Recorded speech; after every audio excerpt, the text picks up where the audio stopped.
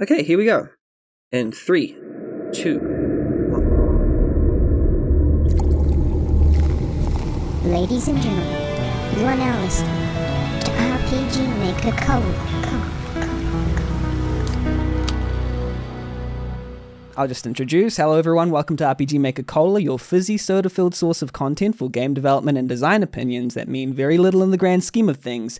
I'm your host Benny, and today I'm interviewing the one and only incredible HawkZombie.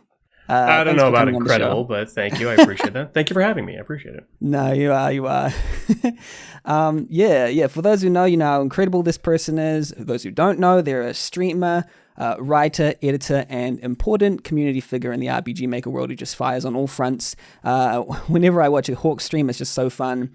I've become a fan of sorts. Like I joined as, I was very interesting, and then all of a sudden I'm subscribed for 7 months. So, yes, I appreciate that. Yeah, it's really good to see someone support the RPG Maker community like that. So I think the first thing I'd like to ask, firstly, how are you? I'm good. I'm good. How are you doing, Benny? I am doing swell. This is like the first live one I've done in a while, especially with the cam, but we're going really well. This is also being recorded live on Twitch for those who are listening, the listening audience. So feel free to check those out when they come along. So my first question would be, where did this all start? So you got the community, you got the streams, you got your writing, you got your game making, and you got everything going on. But I just want to know, where did it all begin? Oh God. Way back when, like in high school is when I first got bit by the writing bug. But for the whole streaming and becoming a part of the RPG Maker community, I've actually been a part of the community off and on since around 2004.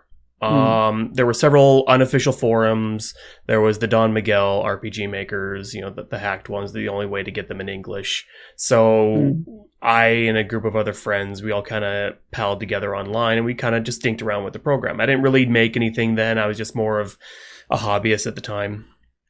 And the whole streaming thing came around when I don't know what really pushed me to stream.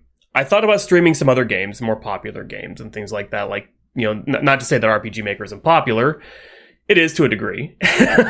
Yeah. But not as popular yeah. as, say, something like Overwatch or, more AAA type games.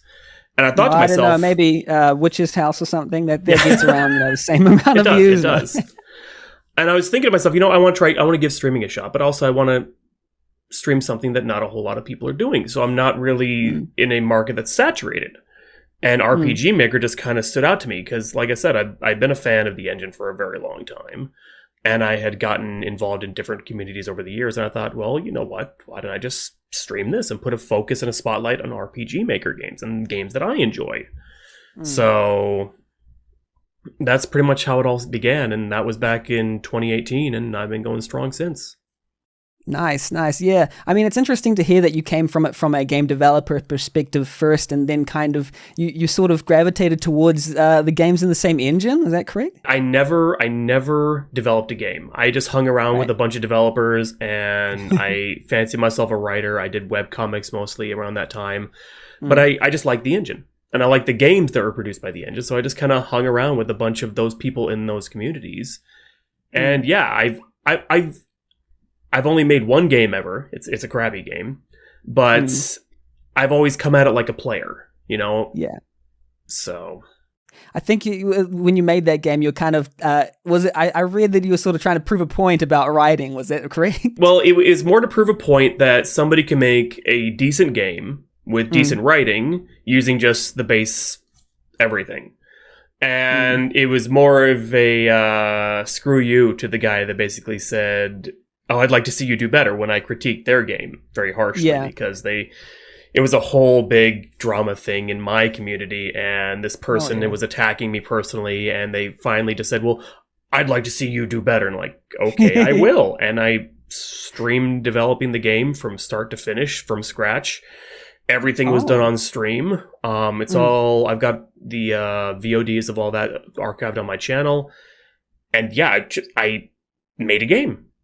And How it was long did it take for you to make that game? It took me about a month, and it shows. A month's decent amount of time.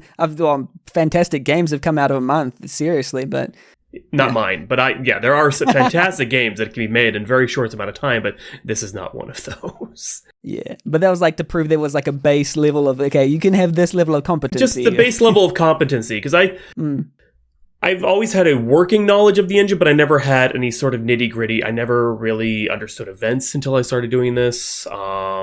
I never really messed around with too many plugins. I always just kind of dabbled a little bit here and there. Oh, I'll make a little map. And I never really did any actual mapping. So I just kind of had a hand in everything. And, I feel that for what it is, it's an okay game. And it proved my point. If you just go at it with determination and baseline skills, you can make a decent product. So. Yeah, and because...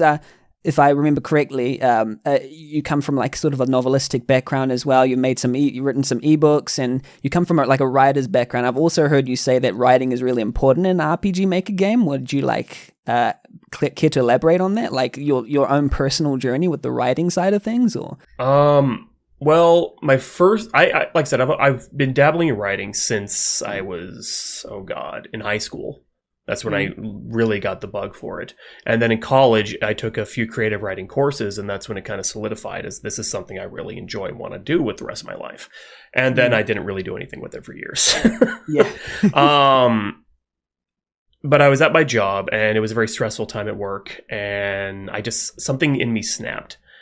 I had been trying to do like comics and things where I had to rely on other people to create a product, where I would be the writer, they would produce the art, and I would have to facilitate the whole thing, though.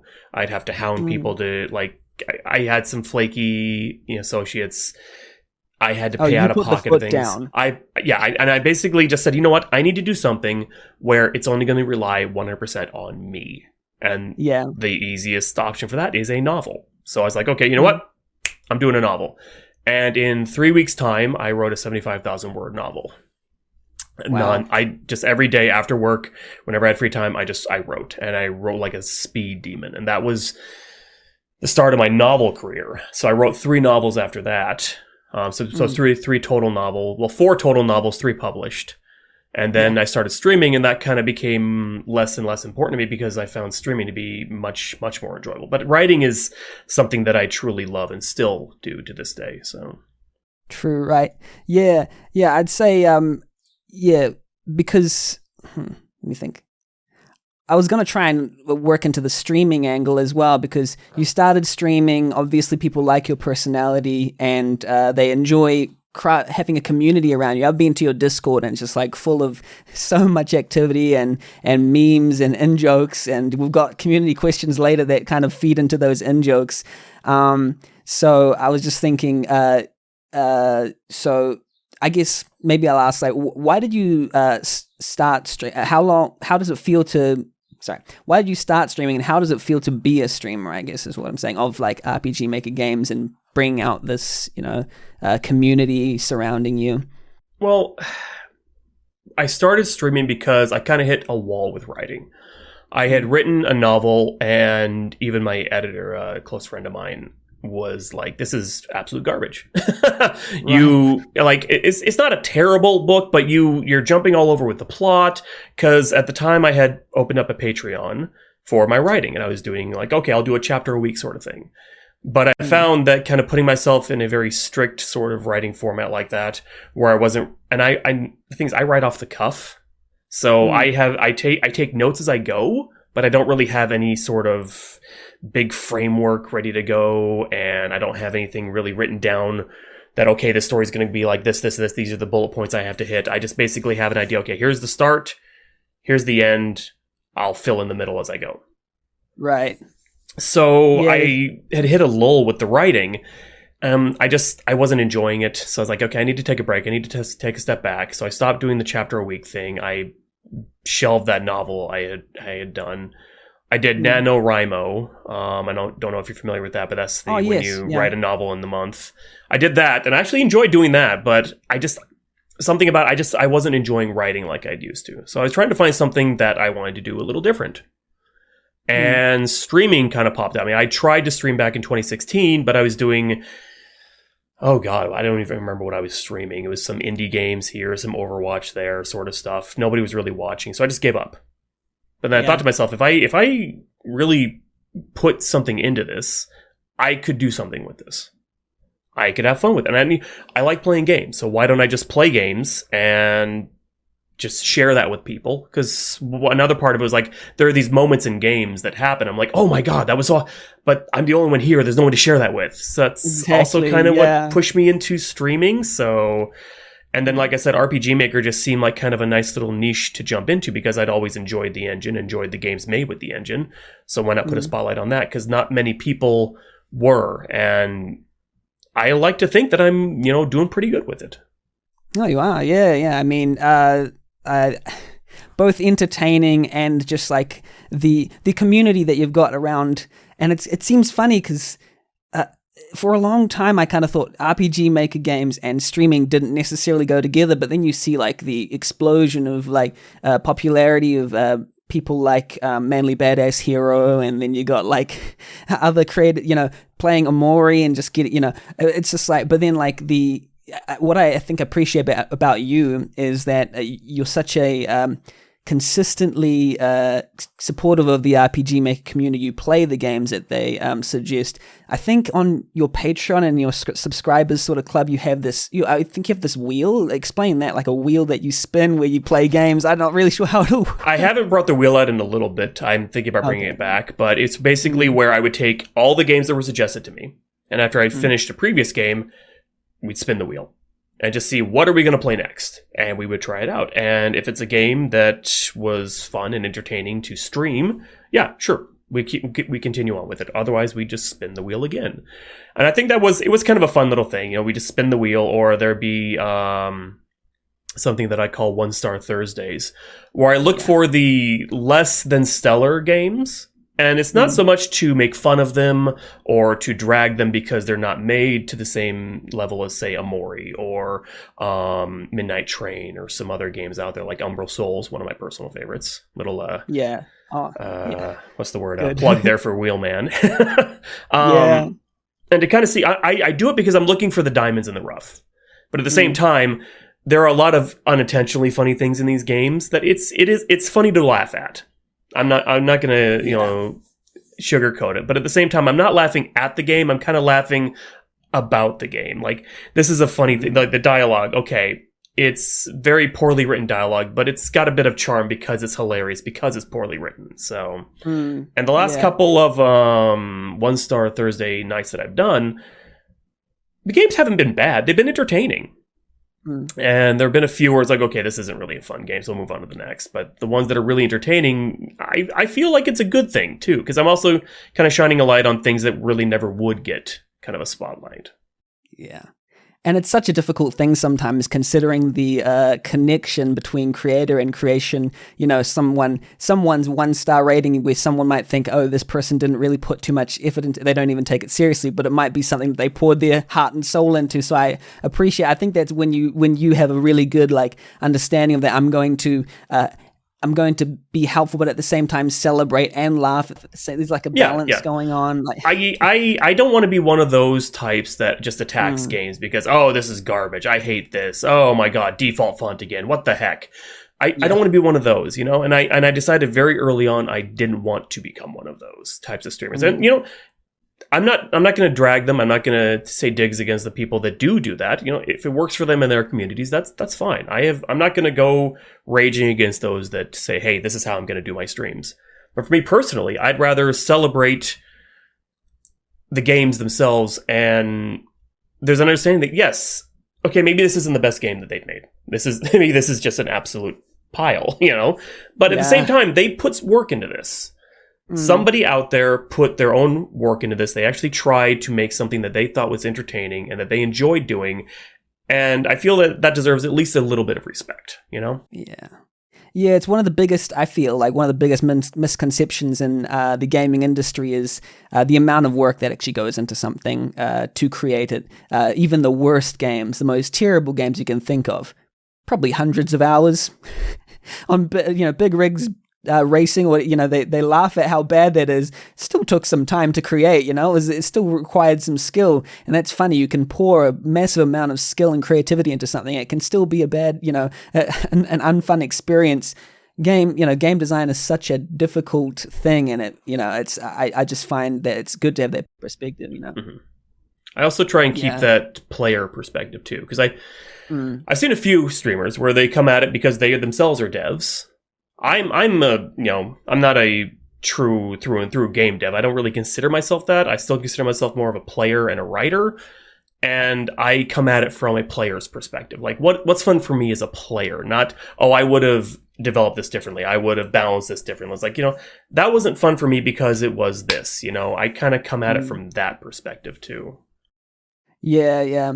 And I think it's really important, like, you get down to, like, the real reasons why something is good or bad, rather than a lot of people can focus on some of the things that don't really matter. Like, but that's just the art of critiquing, I suppose, is being able to discern those, tangible details. But, yeah.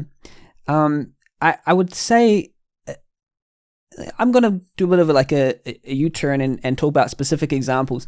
Are there any examples of RPG Maker games or otherwise indie games in your community or otherwise that have really floored you, for example, this year or lately? Things that you just played and you thought were amazing? Not to toot my own horn, but the HawkTober Game Jam that I recently hosted, some of the games of that just were phenomenal.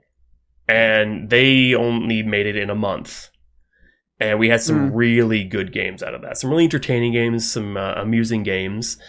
And I do that every year, and every year I'm just floored by the amount of creativity that people come up with the theme that I determine, and then they make their games and they just blow me away. Yeah, because there's some developers in your community, right, that have actually gone on to, like, I think, did they get a placing in the Touch the Stars, one of the people in your community? I can't remember. I can't remember either. I was a judge too. Yeah. Oh my gosh. We're both judges and we can't remember. Oh my gosh, I'm booming on my side. But yeah, like, I think at least they, get some, I saw some good developers that were in your community. It seems to be quite a nice hub for, like, communication as well. So I appreciate that about your community. But it's really good. Do you think about the RPG Maker, suppose, sphere as a whole of games, considering, like, the reason why I'm asking you is because you've played so many RPG Maker games, like, so many of them, and it's sometimes rare because we as I'm also a developer in RPG Maker Engine, but, like, we can develop a lot but not necessarily play all the games, whereas someone who is a pure player of RPG Maker games is sometimes hard to find. And especially, as public as you are and as experienced. So I think if you were to say anything about, like, the RPG Maker sphere as a whole, what would you say we could learn the most, where we could most improve as developers? In our games, what do you see the most common kind of the most pitfalls? Common pitfall I find is this need or desire to emulate games of old. I can understand like the nostalgia factor, but to be perfectly honest, I'll see games that say inspired by classics like Final Fantasy IV and Chrono Trigger and Ark the Lad and Lufia and all, and it's like, and my eyes gloss over, and I'm like, okay, this is going to be like 100 other games that I've played. Because they all said the exact same thing. Oh my gosh, I'm inspired by the greats and the classics. And it's like, okay, awesome. But did you actually make a story that is going to evoke the same sort of emotions as the classics? Or did you just copy the game mechanics of the classics and hope that it works? Yeah, I see it as like texture versus function. Sometimes you can have the texture of an old school game, but the function is still the thing underneath it needs to be worked out, Yeah. And I think too many developers get hung up on that nostalgia factor, and they don't really to be perfectly honest, back in the day, I played Chrono Trigger when it came out, and I loved it. Yeah. Recently, I started to go back into it, and I've actually streamed it a little bit. It's not that fun. And it's those rose-colored glasses, but it's still a classic, and it's still a great game. But for me, don't really find it that fun. There's a lot of RNG to it. You have to really know what to use on certain bosses. And at the time when I was, 14, 15 years old, I had nothing but time, and I just tried it again and again and again. I'm like, oh, this is still so awesome. Oh my God, yeah, let's play. But nowadays, it's like, okay, I don't have time for this. And I think a lot of developers kind of get lost in that nostalgia factor and don't really focus on what makes a game fun. Is it just because I remember it being fun, or is this game actually fun? Does this game respect the player's time? Things like that. So that would be my biggest advice is if you want to have a game inspired by something that came out 20, 30 years ago, try not to look at it with rose-colored glasses. Play that game through again. See what really sings to you as a developer. Okay, what can I take to what can I take to 2021, 2022, update and make it unique for my game? So it's inspired by and not just a cookie cut out of, Yeah. Yeah, I agree totally. I agree wholeheartedly on that. And I also think that when it comes to modern games, we've always tried to build on previous successes. I see this in art, throughout. Like you think of someone watching The Godfather for the first time, and you think someone might watch it and say, "This is really cliche because all of this has been done before." It's like, but when it came out, it was like this was the first time these things were being used. And I think sometimes when we were back then playing our initial games, it was because there was nothing actually like that around at the time. So it was innovative for its time, and that's why I respect, but even if I find flaws in it, you can always respect the classics, but realize that modern designers tried to improve upon that, sometimes in the wrong direction, mind you. Let's not just assume that modern design is always good, because that's why when we play RPG Maker games, I'm feeling like retro and nostalgic feelings, but it also has like the simplicity of 2D, because you play both 2D and 3D games. I've seen you play like Bayonetta and stuff, so you celebrate both sides of the I think let's see. Oh, actually, I like to go into an interesting direction. I've started streaming recently. I was wondering, do you ever get like streamer or content creation exhaustion? Oh, completely. Yeah. And for the longest time, I would still kind of force myself to stream, or, oh, I got to do this. I have to do this. I have to keep going. I have no choice. I never really took time for myself. In fact, I only recently got to a point where I'm like, you know what? If I need a break, I need to take a break, because the exhaustion and burnout is completely real. Even though it may seem really easy, I'm just sitting here playing games and joking with the chat all the time, and it seems like anybody can do that, and literally anybody can. But at the same time, you also have to kind of put on a show. You have to be entertaining. You have to make sure that everything's working properly. You have to make sure that your lighting is good, the sound is good, that the game is okay. You have to keep an eye on chat. If it's dying, why is it dying? Is it because the game is boring? Is it because you're boring? And there's a lot of things going on at the same time. So burnout of that is very real. So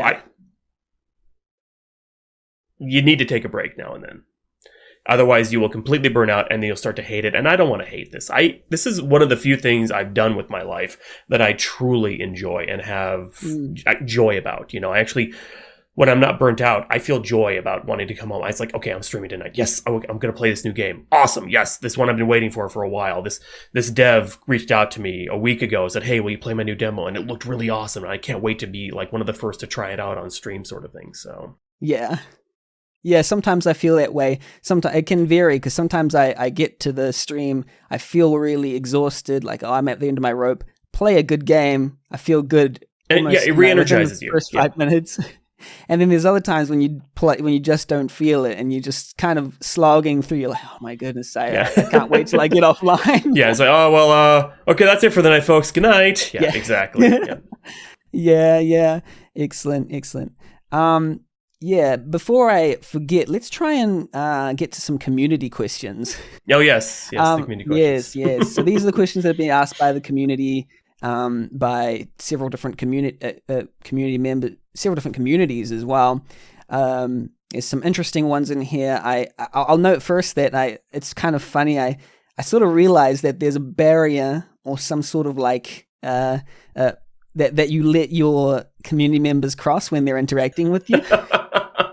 Yeah, I'm I'm very talking about the mocks and the recently- insults. Yeah, I kind of let my community get away with a lot of things because I've always had a good sense of humor, and as long as it isn't too personal or too mean spirited, because there is a line. It's very thin, but there is a line, and as long as it isn't aimed to like say my family or anything like that, pretty much anything goes. And I find that it can be a good and a bad thing. Because I've learned recently about parasocial relationships and how to keep a distance between like people who are personal, intimate friends and those who are fans and associates and people I joke around with online, and to kind of keep a separation between the two so that I don't get too caught up in, oh, well, this person, they need my time, but, do I really need to give them my time sort of thing? And that could be a little exhausting too. But I think I found a good balance.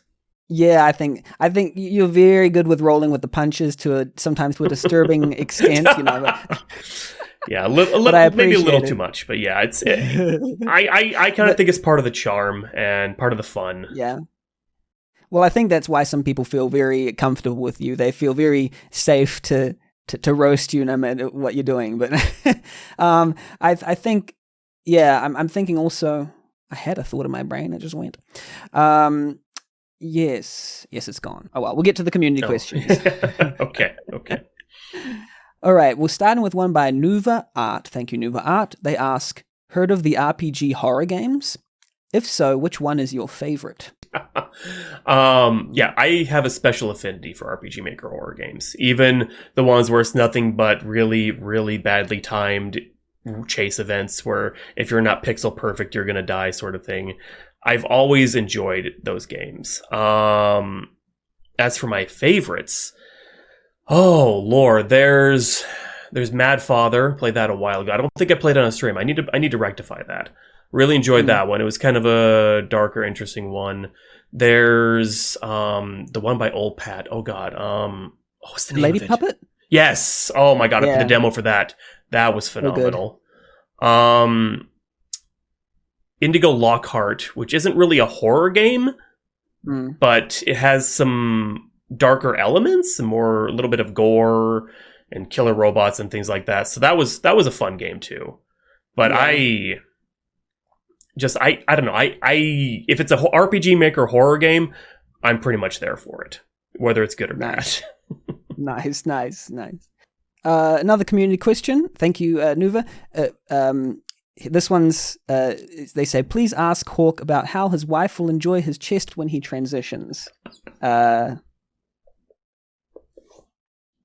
that was by Rezi. Here's an example of Rezi. Yeah, this is...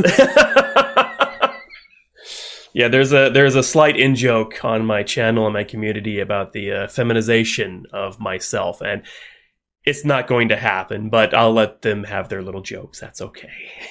Yeah. That question in no way cost anyone. There's human on my channel. Yeah. Oh, yeah. Rezi. I'll talk to Rezi later. Yes. The Realtron asks, if you and Drifty had to box, who would win? Oh my god. And who would win in a fight to the death where anything goes? This is a pretty violent question. Oh my god! What kind of question is that? I'm not gonna fight a cancer survivor.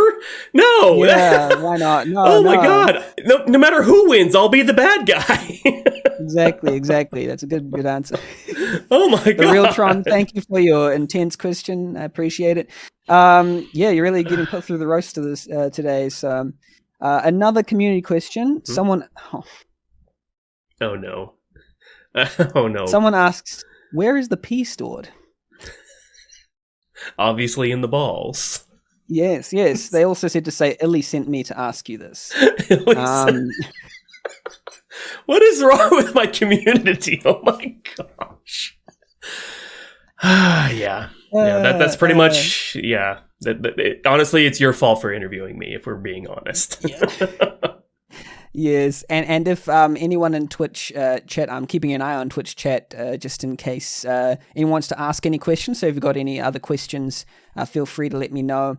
And I will also open HawkZombie's chat just in case they have some there as well. All right. Let me just open that and mute. And There is one where they asked if it was Squid Game, who would win. okay. I would pass red light, green light. I know that. I was really good at that as a kid. The sugar game, I would probably end up with an umbrella and I'd probably die. Yeah. So that would be... I'd probably be out in round 2. I have no idea if Drifty would go any further or not. I'd like to hope that he would pass at least red light, green light, but I don't know. I don't know. Yeah. QCon asks, what's your favorite anime? 2 actually, and they're older. I haven't watched anime recently, to be honest. But well, actually, okay, 3. Vampire Hunter D, the movie, Trigun, the series, and Hellsing. Nice. I need to watch those. They're good. They're good. Yeah. Oh, cool. Roxy64 asks, are you doing anything for NaNoWriMo? This year, no. I haven't done anything for NaNoWriMo since 2017, I believe. Right. That's when I wrote my... Or wait, was it maybe... I can't remember when I last did it, but yeah, I did write a novel for it, but I never published it, and I don't think I'm going to do it again. It was really taxing, because you feel like you're under a huge deadline, and it is one of those things where you have to have more of an idea of what you're going to be writing, because you have to write at least a minimum amount each day to hit that 50,000 word limit. And even though I wrote a novel in 3 weeks and did 75,000 words, that was more of a fever dream. Yeah. And I did it because I felt like I was trapped, and this is going to be my way to break out of my terrible, well, it wasn't really terrible, but a just stressful job. And that didn't really happen. But I still feel glad for the experience, and I don't think I could ever repeat it. Yeah, excellent. Yeah, I mean, I don't know how that's possible for anyone. I mean, I've tried it before, and then I failed every time. So probably on the 3rd day, it's just my personality. Ronald9954 asks, is Harold best waifu? I'm gonna say no. Oh, it's controversial. Very controversial within the community. I would say Right. no. I have always been a huge fan of 2K3 as far as an engine.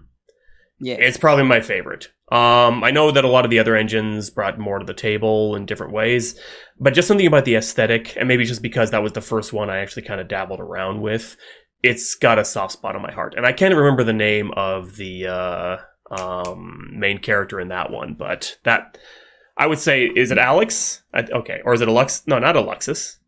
Alexis, I think, Was is it? XP. I think that was Yeah, XP. Yeah, not XP. Yeah, XP is my Alex least is favorite. the No, old- XP can Yeah. go die in a fire. Anyway. Behind VX. Kiova says, legit question, when am I, me, Kia, this person, getting that vampire detective?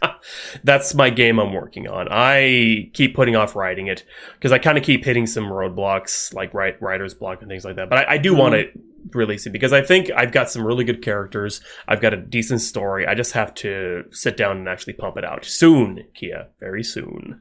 Yes. Let me check my chat real quick. Here is a question. How do you get Hawk to play your game? By Ask. Nerd Mansion. Ask. Ask?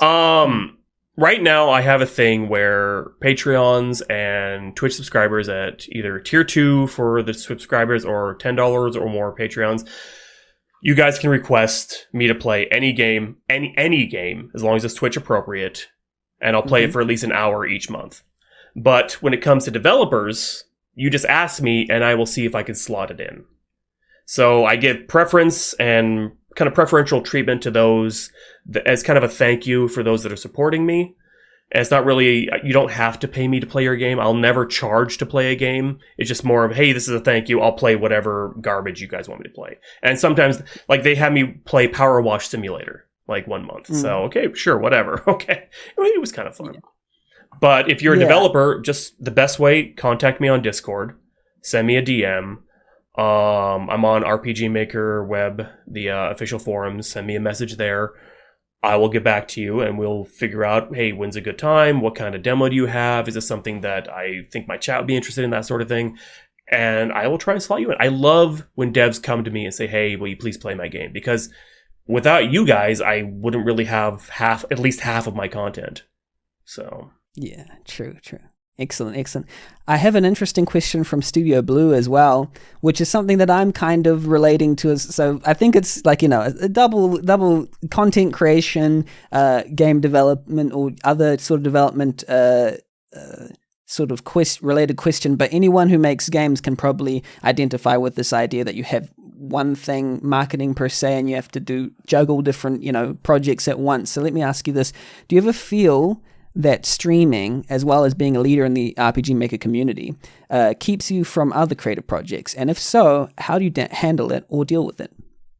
Honestly, yeah, I do. And it's mostly because I feel like, okay, I need to stream. But then at the same time, I have this editing project I've been paid to do. I've got to get that stuff done. So after the stream, I'll do my video edits real quick. Then I'll spend an extra couple of hours doing that. And that's kind of that burnout, sometimes. And then there'll be times where like, okay, I need to focus on this. I'm going to take a night off streaming to do that. So you have to kind of determine which is more important at that time. Like if you have an obligation, like I said, I do proofreading services. So I have an obligation. Those are like my first and foremost obligation, because somebody is literally paying me to come and help them clean up their game and their dialogue whatever. So that's like priority number one. And I always make time for that. Then I have the streaming, and that's my main bread and butter as far as feeling creative and doing creative type things, showcasing the games, playing games I enjoy, sharing those games I enjoy with the community and people that otherwise wouldn't really see those kind of games. And then I have my own creative projects, so there will be days where I will take a day off streaming to focus more on those. And finding a balance is hard, but it can be done. And you just have to kind of determine what is this is the top tier stuff that gets the most attention, and then kind of how does it go down the ladder from there? Excellent. Sorry. I screwed up my stream. Okay, so I would also like to ask, this is from Waka. How was your life as a hawk before becoming a zombie? But I'll add on to that by asking, where did your name come from? Okay. My life as a hawk was pretty uneventful. There was a scare with some DDT and some thin-shelled eggs, but we got past that. And then I became a zombie. I was bitten by another hawk that had turned, and the rest is history. As for where the name came from, way back when AOL was still a thing, and like you got those discs in the mail and with everything all over the world, I had made a username. And it was a combination of part of my last name and zombie, which I was obsessed with Resident Evil at the time. So, Hawk, Zombie. And the rest is history. It's changed a few times over the years, and when I came back to streaming, I was like, you know what? That's kind of a cool name. I'm going to stick with that. Yeah. Excellent. Awesome. And I like the name. I instantly like the name as soon as I saw it's like HawkZombie. That's an awesome name. Love it's it. very brandable too. I got a neat little hawk guy, and it's all my emotes. Yeah, it works. Yeah. Yeah, you gotta have a nice little token. I got my cola thing going on. I got my little cat. Cat. Yeah, exactly. You got to have something that's easily marketable and that people can recognize. Like, oh hey, that's RPG Maker Color. Oh hey, there's HawkZombie. Or hey, there's Studio Blue and there's Slime. Yeah, exactly. Yeah. And Varus Ephemera, he says, I'll so get banned for this question. Hawk, lefty or righty? Lefty or righty? You mean like am I left-handed or right-handed? I don't know.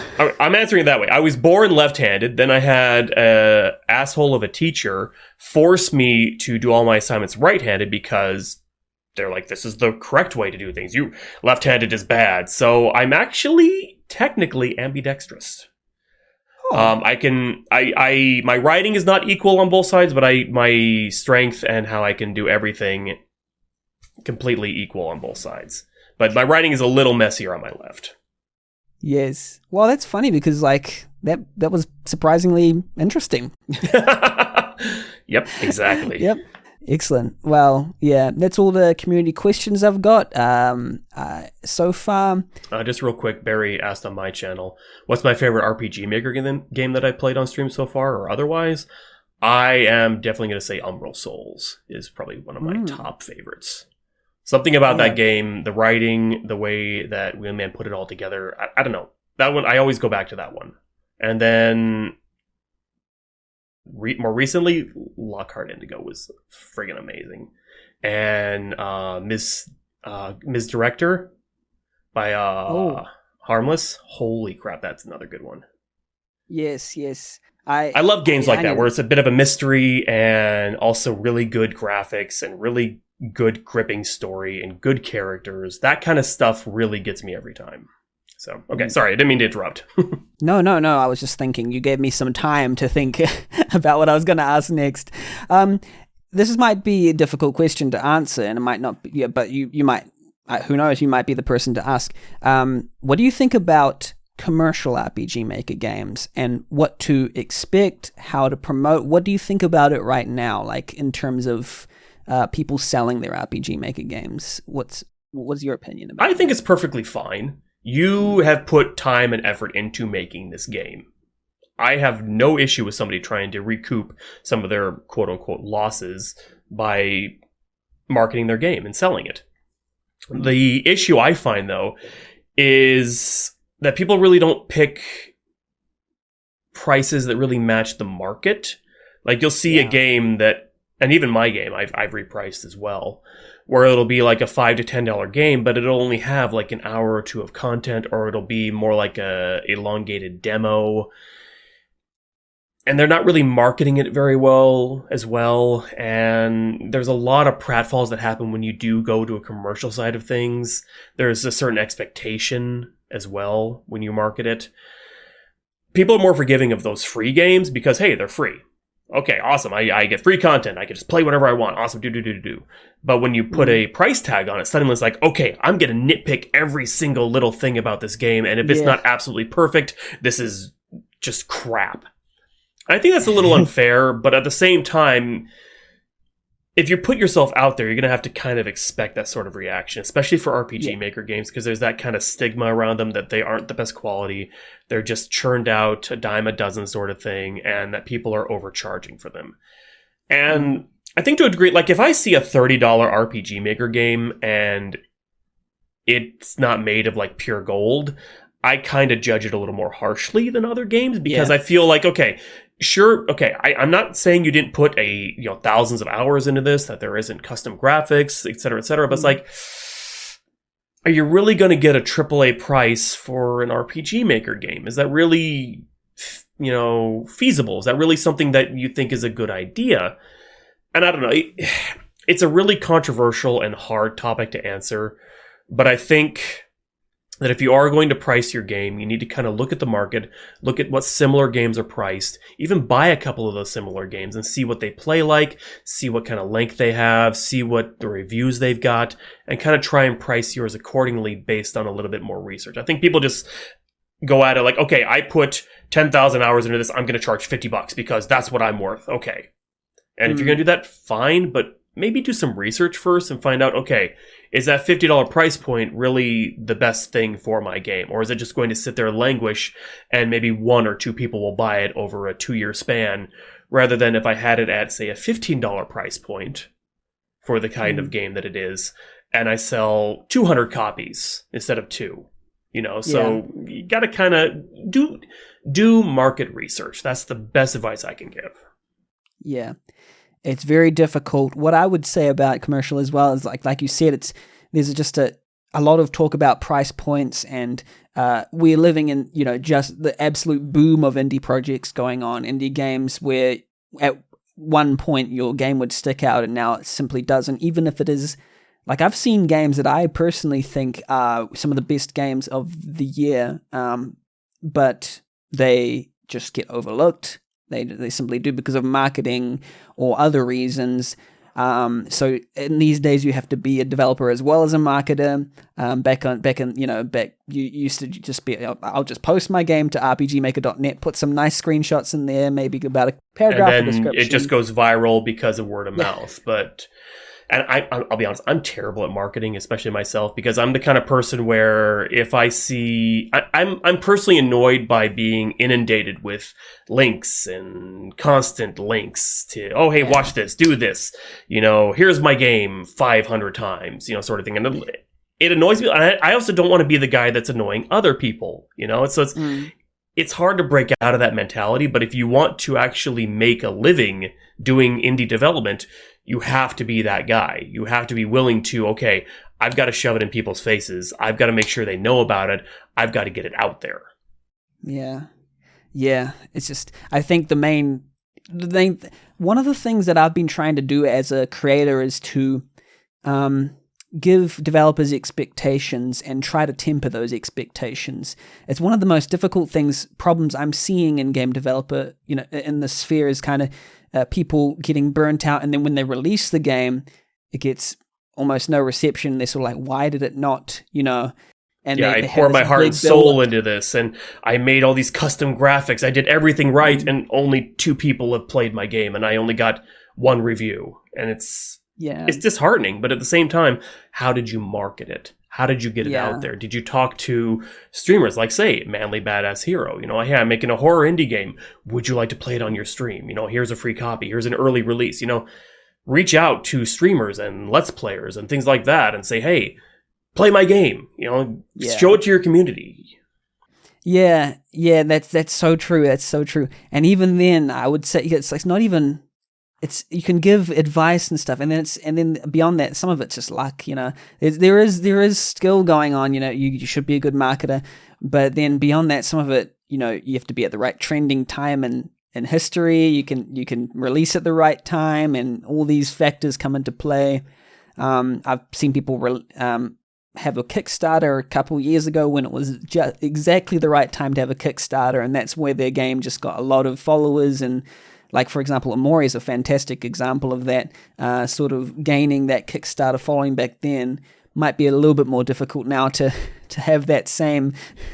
Because I feel people have also gotten a little bit burned by Kickstarter. I myself have at least 2 or 3 projects where I've put in $30, $40, $50 for an upper thing because, hey, this looks really awesome. I like what they're doing here. I think this will be something that's really worth watching.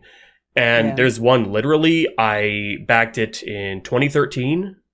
They're still giving updates, but it's because they've basically fallen into the trap of, oh, well, new technology's coming out, so I have to relearn that and redo the game from scratch. And they're not getting anywhere. And it's frustrating because the initial idea was just fine.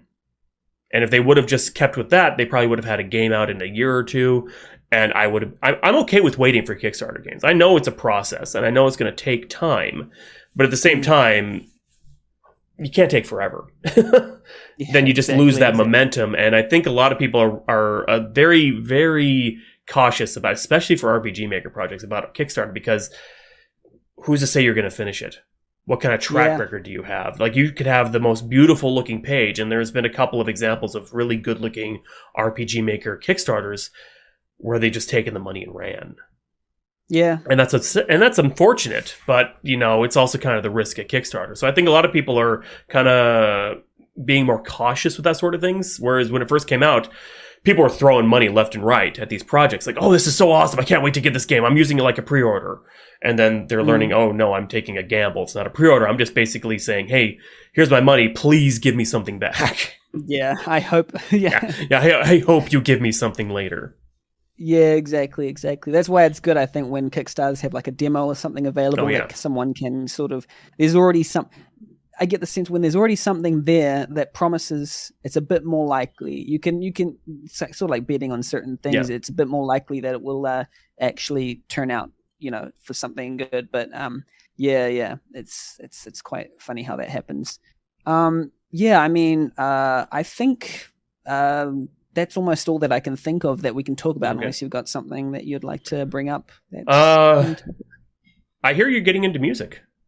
Like, you're doing more music stuff. I did not know that about you. I learned that on one of your streams. Like, I did not know you were more into music stuff. That's actually pretty cool. No, I love the game development, and I'm making a soundtrack for my game, and it's going to be very music driven as well. So there's going to be scenes that are driven by the music, and I love music. It's a thing that I've always loved. We have album listening parties where we just listen to an album together, and awesome. It's a lot of fun. But it's one of the things. Do you like music? I'm not a musician. I was in band back in junior high, but I am no musician by any means. But I've always felt that music is a very crucial part of any game, or hell, any media, really. You have to have the right kind of music to set the tone. And if you don't, it just kind of ruins the whole... Like, you can have an amazing game, but if you have the wrong kind of soundtrack to it, and it doesn't really match up, then it's all going to fall apart. So I feel like writing is like the foundation, but music is the bones, is kind of one way I would kind of think of it when you look at game dev. Like, you have your story and your plot, that's the foundation. Then you got the bones, which is the music. Then you have everything, like the flesh is like all the graphics and the gameplay and things like that, as it all kind of comes together. Yeah, I played a game recently called Before Your Eyes, where you control it using your webcam and your blinking. Yeah, I heard about that one. Yeah, but also the thing they do is they fuse music with the writing, and they like I also see writing as like an orchestra as well. Things come in at the right time, different instruments, different characters, and plot beats, and you just have to weave it all together. So when, for example, Amori as well, just use music wonderfully in that game, and I think it's just something that we can't ignore. Yeah, I've played some RPG Maker games that looked wonderful, but the sound design was terrible. It just theme 6 all the way. Yeah, exactly. So I think it's such an important thing to value in development. Definitely. Yeah, excellent. Well, I think that is us for now. Thank you so much, HawkZombie, for being on the RPG Maker Cola podcast. Well, thank you for having me. Yeah, it's been Appreciate amazing. it. Just chatting, just awesome. I'd just like you to give the floor here to promote anything you do, obviously your streams and Patreon or anything. So yeah, just what's going on with you and what can we expect from HawkZombie right now? I stream on Twitch. Those of you who are not on my channel, it's just on Twitch TV at HawkZombie. I stream 5 days a week, Monday to Thursday, 7 to 10 or 11, and then Saturdays, 7 to 10 or 11. And I've got a game I'm working on currently. It's about a vampire and werewolf detective duo in the 80s. So I've got that I'm working on, probably come up, probably maybe within the next year or two. But I don't really have anything else other than that. My Patreon, if you want to throw money my way, I'm not going to say no. And it's just at HawkZombie on the Patreon site. And yeah, that's pretty much it. I don't have really anything else other than my stream and my upcoming game. So, but I really enjoyed talking with you. I really appreciate the opportunity to be interviewed by the one and only RPG Maker Cola. Stop it. Been wanting to put you on the podcast for a long time, but I had a long backlog, but it's just been awesome to have you finally on. Yeah, so, I really enjoyed it. Yeah, awesome. All right, thank you so much, and to the listeners, the audio listeners, I appreciate you listening to RPG Maker Cola. Join our Discord and follow us on Twitch and Twitter. We love you, and we hope you have a fantastic, busy evening or morning, wherever you are. Keep developing games. We love you, and we're out. Awesome.